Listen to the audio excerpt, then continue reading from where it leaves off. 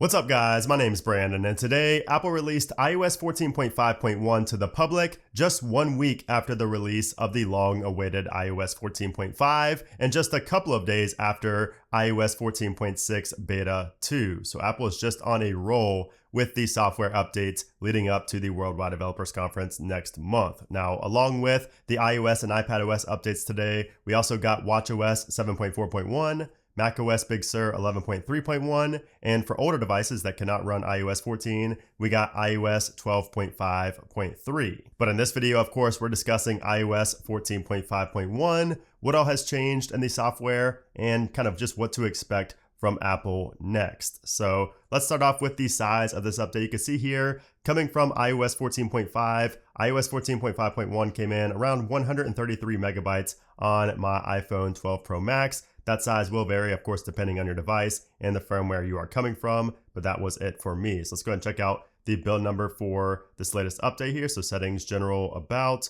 14.5.1.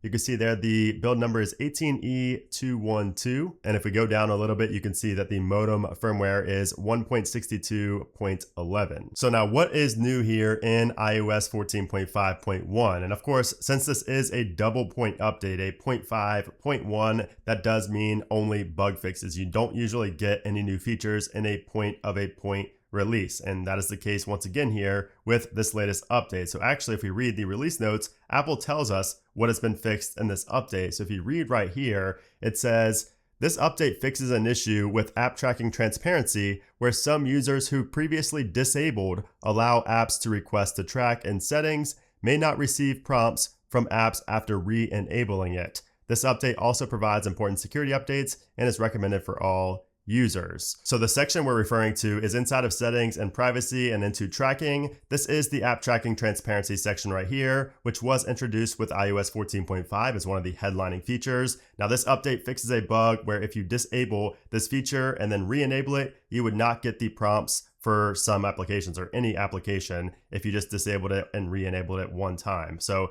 that was an issue that has been addressed. However, some users are still reporting that this whole section is grayed out with iOS 14.5.1. So that's what I thought that this update was all about, was just to fix the issue where this was grayed out for some users, myself included, which I'll talk about here in a moment, but it's still grayed out for some people. And that's crazy because I've been covering the grayed out bug for over 3 months on my channel. I mean, with iOS 14.5 beta 1, I had the issue where this whole section was grayed out and I was not able to toggle this on or off, and it still hasn't been fixed. I mean, for 3 months, I've been reporting it here on my channel and talking about it constantly in almost every iOS 14.5 beta, and even in the final video I talked about it. But for some users, even iOS 14.5.1 does not fix the grayed out bug with app tracking transparency. Now, I think that this is an issue with the iCloud account connected to your device. I'm not sure why, but it is definitely linked to your Apple ID, because once I updated one of my devices to iOS 14.6, it was no longer grayed out on my iOS 14.5 devices. None of my 14.5 devices that had the bug previously had the bug anymore once I updated one of my devices that had the same ID to 14.6. So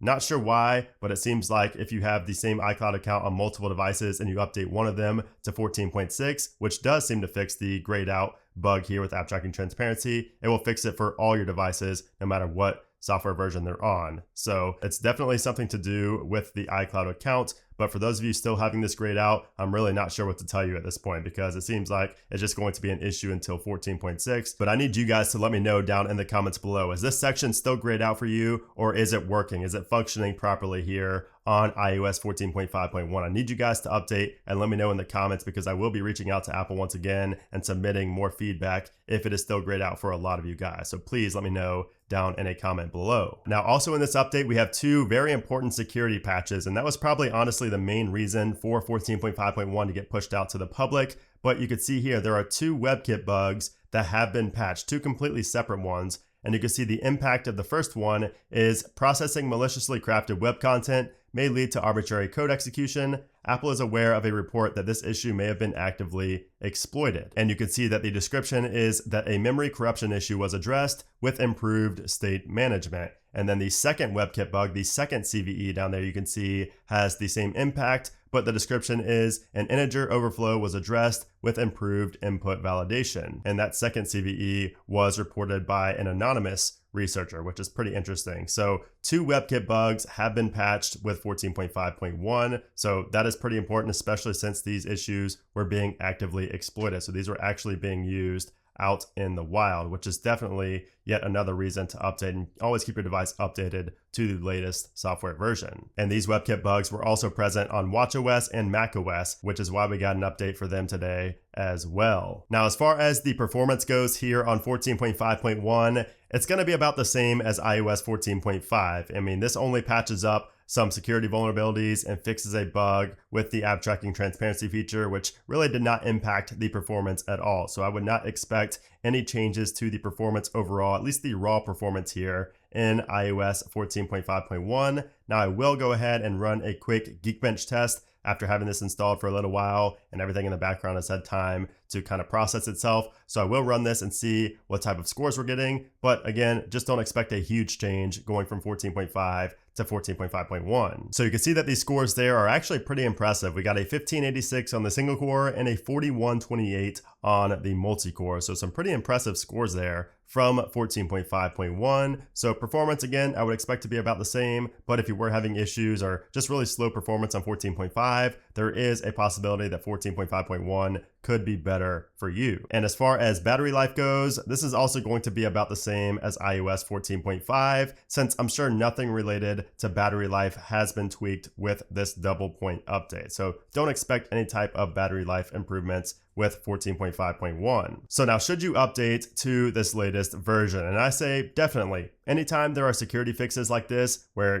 bugs have been exploited out in the wild, I think that it's definitely recommended to update for pretty much everybody. I mean, Apple says that all the time, but if it is actually exploited out in the wild, that's a whole different story than just a bug that was just there and Apple fixed it. So I would definitely say to go ahead and update to 14.5.1. And then also, if you had any issues with the app tracking transparency feature here inside of privacy and tracking, I would go ahead and update as well, because it will fix some issues related to this feature. So now, what is next for Apple? So today, of course, is the beginning of May, the first business day in May, May 3rd. And I would actually expect iOS 14.6 to be released at the end of this month. Now, I think that's going to be the next release. I don't think Apple's going to release anything else unless a major security bug is found and gets fixed in the meantime. So within the next couple of weeks, if Apple does find another bug and finds a fix for it, then of course we will see like a 14.5.2. But aside from that, I would expect 14.6 to be the next major release, or the next release really,